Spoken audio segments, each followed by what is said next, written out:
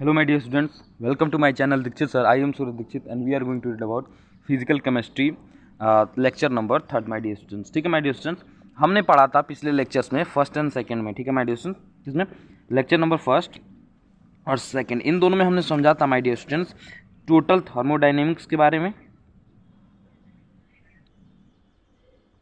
ठीक है, thermodynamics, electrochemistry यानी कि ठीक है electrochemistry, kinetic theory of gases. ठीक है, काइनेटिक थ्योरी ऑफ गैसेस की बात हुई थी. इन सब चीज़ों के बात करते हुए ठीक है हम अब आ चुके हैं माय डियर स्टूडेंट्स समझने के लिए कि केमिकल इक्विलिब्रियम क्या होता है माय डियर स्टूडेंट्स. ठीक है, यानी कि नेक्स्ट चैप्टर पे हम आ गए हैं, क्या चैप्टर नंबर 4 पे केमिकल इक्विलिब्रियम पर.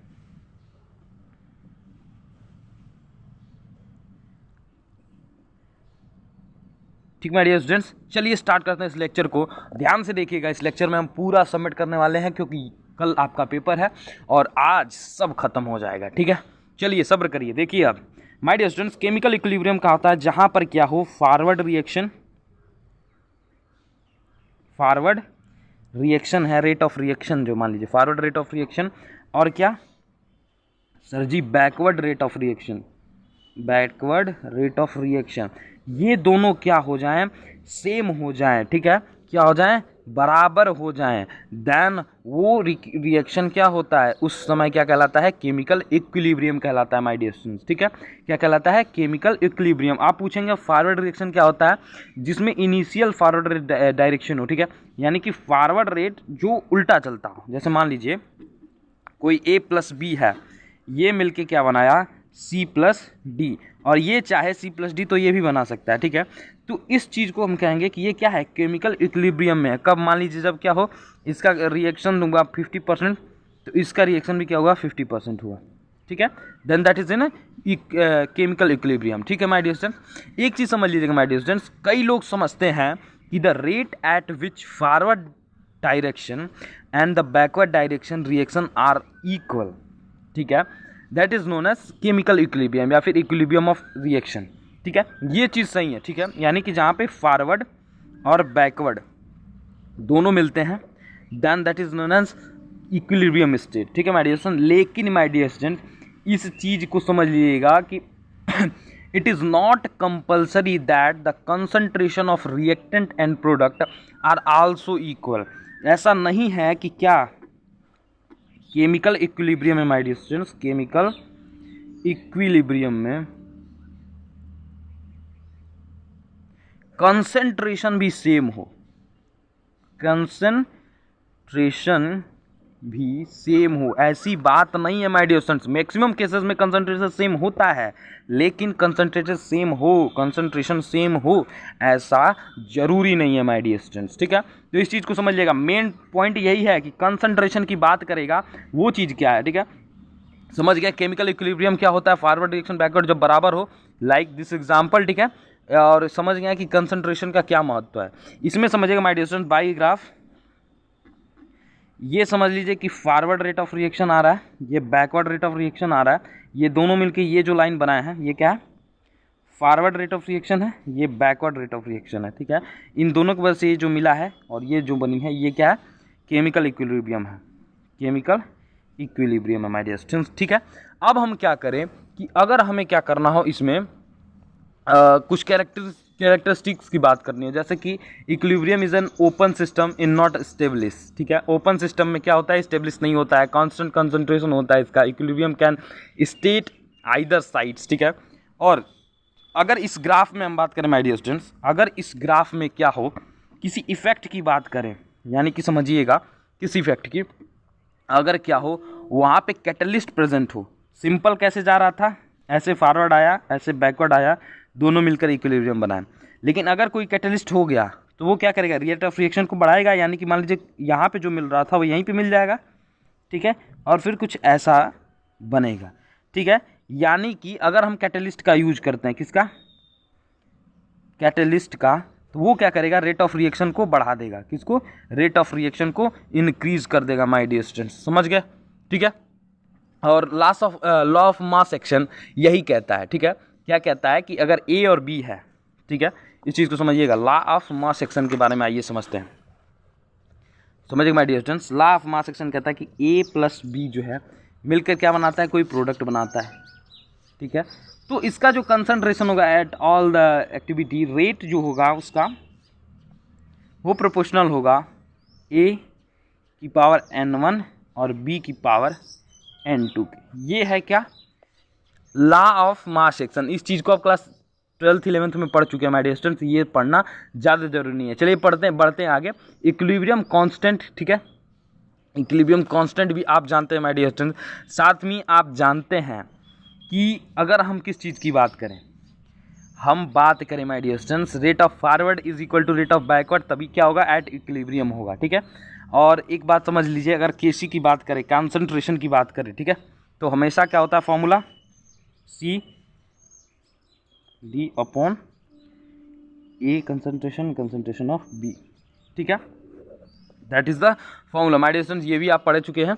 अब समझिएगा कि अगर कहे आपको कि equilibrium constant in the form of partial pressure, के पी की बात करें, तो के पी की बात करें, समझिएगा पी की अगर बात करें माय डियर स्टूडेंट, तो पी में आप देखेंगे कि जो प्रेशर होता है, क्या होता है माय डियर स्टूडेंट, प्रेशर जो होता है वो सेम टर्म होगा, पी सी पावर m1 जो भी हो, ठीक है, इंटू पी डी की power m2 upon P A की power n1 into P B की पावर n2, ठीक है। कुछ ऐसा क्या होगा, के पी की वैल्यू कुछ ऐसा का यही होता है, ठीक ना, के पी और के सी। अब माय डियर्स देखिएगा, दोनों के बीच में रिलेशन पूछता है, रिलेशन बिटवीन के पी एंड के सी, क्या रिलेशन किसमें, के पी एंड के सी के बीच में, ठीक है माय डियर स्टूडेंट। तो इसके बीच का रिलेशन क्या होता है माय डियर स्टूडेंट, कि के पी इज इक्वल टू, क्या, के P is equal to K सी, ठीक है, के सी इंटू आर टी, ठीक है, की power del N. My dear students देखिए, K P is equal to K C into R T की पावर डेल एन, ठीक है, ये होता है इसकी वैल्यू, किसका, रिलेशन वैल्यू होता है के पी और के सी का। इस del N is equal to होता है m1 प्लस m2 ब्रैकेट में माइनस n1 प्लस n2, ठीक है, क्या होता है समझिएगा, del N is equal to होता है m1 प्लस m2, यानी कि ये जो वैल्यू होती है ना m1 m2 इनकी बात कर रहा है, ठीक है, माइनस में n1 प्लस n2, ठीक है, that is the del N की वैल्यू, ठीक है माय डियर स्टूडेंट्स। चलिए आगे बढ़ते हैं। के पी के सी यही रिलेशन आपसे पूरा इस चैप्टर में पूछता है, ठीक है। अब हम धीरे धीरे क्या करते हैं, आगे बढ़ते हैं माय डियर स्टूडेंट्स। तो हम देखेंगे कि जो भी के पी और के सी के बारे में पूछेगा, ठीक है, इसमें ये चीज़ तय है, ठीक माय डियर स्टूडेंट्स। अब क्या करते हैं, अगर हम बात करें किस चीज़ की, अगर हम बात करें डेल एन के बड़े होने की, छोटे होने की, ठीक है, उसको बढ़ाने पे क्या होगा, घटाने पे क्या होगा, इन सब के बारे में क्वेश्चन पूछेगा। और के पी पे आपको माय डियर स्टूडेंट्स न्यूमेरिकल पूछेगा सेम में, ठीक है, यही जो है ना सेम ऐसा ही वैल्यूज़ दे देगा और आपसे क्वेश्चन पूछेगा माय डियर स्टूडेंट्स, ठीक है। अब आप समझिएगा कि ये था केमिकल इक्विलिब्रियम में जो क्वेश्चन पूछता है उसके बारे में, ठीक है, और जो रिलेशन पूछता है, इस रिलेशन की क्या डिराइवेशन पूछता है, इसका डिराइवेशन पूछता है। तो आप सिंपल से केसी की वैल्यू, केपी की वैल्यू फाइंड करिएगा, इसमें इसकी वैल्यूज़ पर इनकी वैल्यू पुट करके, और ये वैल्यू आने वाली है, ठीक है, ये डिराइव कर लीजिएगा माय डियर स्टूडेंट्स, ठीक है, ये केसी केपी और दोनों का रिलेशन, ठीक है, ऐसे कुछ आप डिराइव कर लेंगे। अब हम बात करते हैं फेज इक्विलिब्रियम की, यानी कि चैप्टर नंबर 5 की माय डियर स्टूडेंट्स, ठीक my dear students, last chapter of this, ठीक है। तो फेज इक्विलिब्रियम में क्या होता है, सबसे पहले ही जो चीज़ है वही सबसे मेन है। यहाँ पे समझिएगा, सबसे पहले जो चीज़ दिया हुआ है वो है गिब्स रूल या फिर गिब्स फेज रूल, इसे क्या कहते हैं, और फेज रूल, ठीक है माय डियर स्टूडेंट्स। ये रूल दरअसल होता क्या है, ये होता है P plus F is equal to C plus 2, यानी कि माय डियर स्टूडेंट्स कि इसमें दिया जाता है, गिब्स रूल कहता है कि in a heterogeneous system in equilibrium the sum of number of phases, the sum of number of phases and number of degree of freedom, ये फेजेस हैं, ये number of degree of freedom है, ठीक है, phase number of degree of freedom, ठीक है, is equal to the number of component, ये component C for component plus 2 is equal to the number of component plus 2, that is क्या, Gibbs rule my dear students, ठीक है। अब देखना यहाँ पे P क्या है, नंबर ऑफ फेज, और C है नंबर ऑफ कंपोनेंट, F है नंबर ऑफ डिग्री, ठीक है। तो इन सब चीज़ों से ये चीज़ जो है, ठीक है, आता है, और ये चीज़ कहता है कि ऐसा होता है फेज और फ्रीडम डिग्री को लेने पर, ठीक है माय डियर स्टूडेंट्स। तो इसकी भी प्रूविंग होती है, ठीक है, because of some times we can not spend, कहिए तो बता देते। चलिए मान लीजिए, समझिएगा, एक शॉर्ट में बताते हैं इसका डेरिवेशन। कहता है कि टोटल वेरिएबल्स कितने होते हैं, किसमें, गिब्स रूल में, या फिर किसी फंक्शन को लेने पर वो होता है 1 + 1 प्लस क्या, P और उसका C कंपोनेंट, ठीक है माय डियर स्टूडेंट, यानी कि PC + 2। इतना क्लियर है, इतना क्लियर है माय डियर स्टूडेंट्स, समझिएगा। और पूछे कि रिस्ट्रिक्शन कंडीशन कितने होते हैं, ठीक है, ये तो आप समझ गए कि PC + 2, ठीक है। अब रिस्ट्रिक्शन कंडीशन पूछे, क्या रिस्ट्रिक्शन कंडीशन, तो ये भी आप जानते हैं माय डियर स्टूडेंट्स।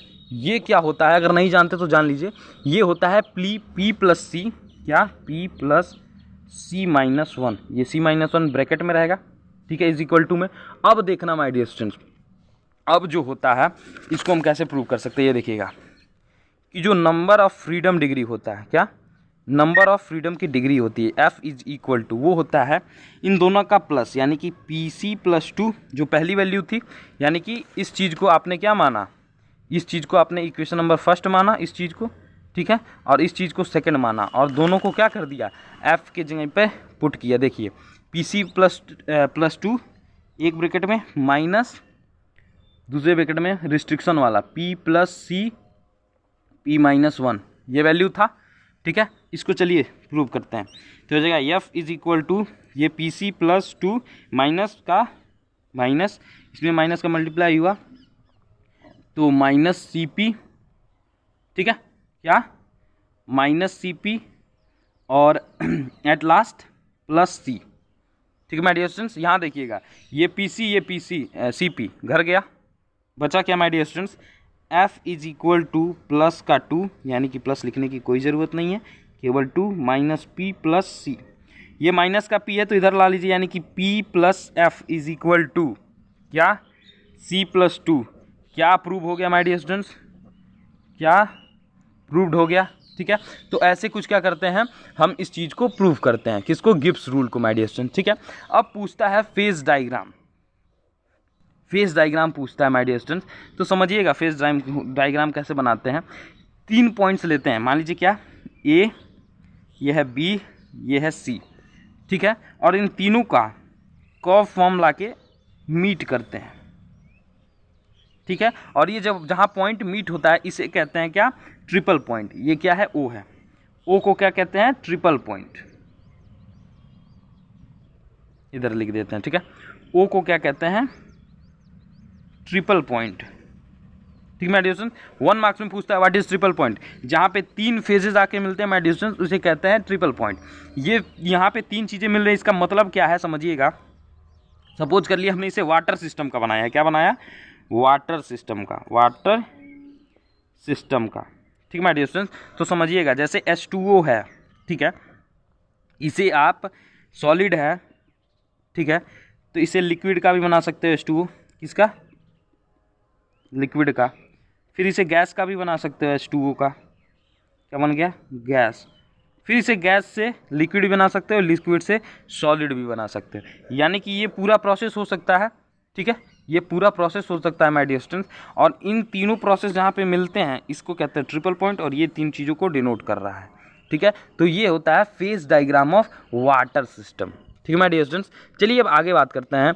अगर मान लीजिए आपको फेज डायग्राम ड्रा करने के लिए कहे, किस चीज़ का, मान लीजिए सल्फर का कहता है, ठीक है, फेज डायग्राम आता है, एक फेज डायग्राम ड्रा करना सीख लीजिए। मान लीजिए किसका कह रहा है, सल्फर का। तो सल्फर में देखना रोम्बिक, मोनोक्लिनिक, लिक्विड और वेपर 4 फॉर्म होते हैं इसके, यानी कि जो पॉइंट बनने वाला है वो तो 3 ही बनेगा, लेकिन जो डिनोट करेगा वो कुछ अलग होगा। देखिए कैसे, ये एक पॉइंट ऐसे, ठीक है माय डियर स्टूडेंट्स, दूसरा पॉइंट कुछ ऐसे, ये यहाँ से, ठीक है, कुछ ऐसा, तो यहाँ से एक और पॉइंट, यानी कि 2 पॉइंट हमें एक्स्ट्रा मिल गए। ये तो 3 थे, ये 2 एक्स्ट्रा मिल गए माय डियर स्टूडेंट्स, ठीक है।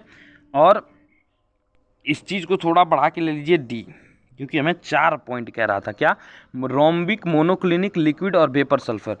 ये सल्फर के 4 फॉर्म होते हैं, ठीक माय डियर स्टूडेंट्स। अब समझिएगा, इसमें से ड्रॉन कर लीजिए नीचे की तरफ और इस चीज़ को ड्रॉन कर लीजिए माय डियर स्टूडेंट्स। तो आप देखेंगे कि जो उसका टेम्परेचर होता है बिलो 95.6, ये चीज़ होता है 95.6 डिग्री सेल्सियस नहीं जाएगा, और किसके ऊपर नहीं जाएगा, 120 के माय डियर स्टूडेंट्स। बीच वाला जो होता है 114 होता है, ठीक है। यानी कि 95.6 से 120 के बीच में क्या होता है, सल्फर भैया की बात होती है माय डियर स्टूडेंट्स, ठीक है। ठीक है, तो सल्फर फेज डायग्राम कुछ ऐसे बनेगा, जिससे बनेगा सल्फर फेज डायग्राम कुछ ऐसे बनेगा माय डियर स्टूडेंट्स, ठीक है। तो अब देखना माय डियर स्टूडेंट्स, हम बात करते हैं आगे। कॉन्जुलेट टेम्परेचर आप समझते हो, नर्सेंट डिस्ट्रीब्यूशन लॉ, ठीक my dear students. The most expensive and most prestigious point of this overall, ठीक my dear students, is the Nernst equation, ठीक माय डियर स्टूडेंट्स। नर्सेंट की बात जब करें, नर्सेंट लॉ या नर्सेंट डिस्ट्रीब्यूशन लॉ, ठीक है, इस चीज़ की जब बात करें तो आप समझना है क्या कि जो KD है, अब KD क्या है समझिएगा कि when a solute distribute itself the between two non miscible solvent in conduct with each other there exist. KD क्या है कि कंसंट्रेशन ऑफ सॉल्यूशन यानी C1 upon concentration of solution of second liquid. मान लीजिए पहले liquid का concentration upon second liquid का concentration, KD is equal to C1 upon C2, that is the Nernst equation my dear students, ठीक है। और इसका प्रूफ भी आपसे पूछता है, ठीक है, इसका प्रूफ भी आपसे पूछता है कि what about that and what about not that, ठीक है माय डियर स्टूडेंट। तो इसमें हम चलिए प्रूफ आपको शॉर्ट में बता देते हैं, समझिएगा। इसमें हम ν1 इज इक्वल टू ν2 लेते हैं, ठीक है, ये दोनों डिनोट कर रहे हैं, ठीक है।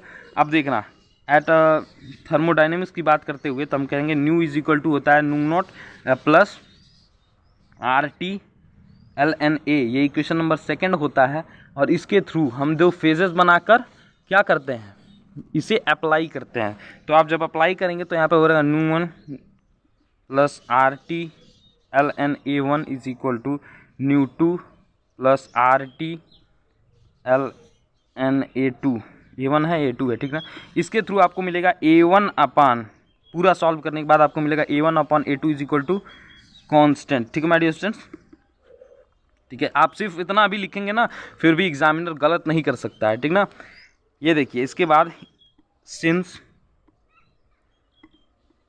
A1 upon A2 is equal to K1x1 upon K2x2, ऐसा लिख सकते हैं, लिख सकते हैं, नहीं लिख सकते हैं। अब देखना, यहाँ पे x1 x2 कॉमन कांस्टेंट है, x1 upon x2 is equal to C1 upon C2 is equal to constant, ठीक माय डियर स्टूडेंट्स, क्या होता है, कांस्टेंट होता है। तो यहाँ पे हम लिख सकते हैं कि C1 upon C2 is equal to जो कांस्टेंट है वो KD के इक्वल है my dear students, that is proved, ठीक माय डियर स्टूडेंट्स, ये चीज़ प्रूव हो गया, ठीक है। इसके दो एप्लीकेशन होते हैं माय डियर स्टूडेंट्स, समझिएगा। नर्सेंट के दो एप्लीकेशन होते हैं, दोनों एप्लीकेशन के फॉर्मूले होते हैं क्या, कि अगर वो कंसंट्रेशन की बात कर रहा है तो वो नंबर ऑफ मोल्स भी ले सकता है, और अंडर रूट में C2 की बात कर सकता है KD, ये पहला एप्लीकेशन है। दूसरा एप्लीकेशन में क्या है माय डियर स्टूडेंट्स, कि C1 जो है वो C2 के अपॉन में तो रहेगा, लेकिन 1 माइनस अल्फा या फिर A की बात करेगा, ये वैल्यू पे डिपेंड करता है, और क्या होगा, KD के इक्वल, ठीक है। ये दो इसके क्या होते हैं, एप्लीकेशन ऑफ नर्सेंट इक्वेशन होते हैं माय डियर, ठीक है। हम ट्रिपल पॉइंट आपको बता चुके हैं, जो कि लास्ट क्वेश्चन होता है, ठीक है माय डियर स्टूडेंट्स। आपका पूरा फिजिकल केमिस्ट्री खत्म हो चुका है, क्या फिजिकल केमिस्ट्री खत्म हो चुका है माय डियर स्टूडेंट्स, ठीक है। यानी कि आपने पूरा पढ़ लिया, आप अच्छे से तैयारी करिए माय डियर स्टूडेंट्स। देखिए माय डियर स्टूडेंट्स, नर्सेंट, ठीक है, और फेज, नर्सेंट पूछेगा, फेज पूछेगा, ये चीज़ें तय हैं। इसमें रिलेशन पूछ सकता है, ये भी चीज़ तय है, ठीक है। और लास्ट में पूछता है क्या, कि ये जो है ये 1 नंबर में पूछ सकता है, इक्विलिब्रियम क्या होता है, सिंपल 1 नंबर में क्वेश्चन पूछता है माय डियर स्टूडेंट्स, ठीक है। तो आप अच्छे से तैयार कर लिएगा। टोटल 4 डेरिवेशन है, 4 डेरिवेशन में से 2 पूछता है, ठीक है। और जितने भी क्वेश्चन है, एक न्यूमेरिकल पूछेगा अधिक से अधिक, या फिर न्यूमेरिकल नहीं पूछेगा, ठीक है माय डियर स्टूडेंट्स। चलिए मिलते हैं नेक्स्ट पेपर में नेक्स्ट वीडियोज़ के साथ। देखते रहिए, मुस्कुराते रहिए और सारा स्माइल करते रहिए मेरे dear students. Best of luck, thank you, जय हिंद, जय भारत, हर हर महादेव।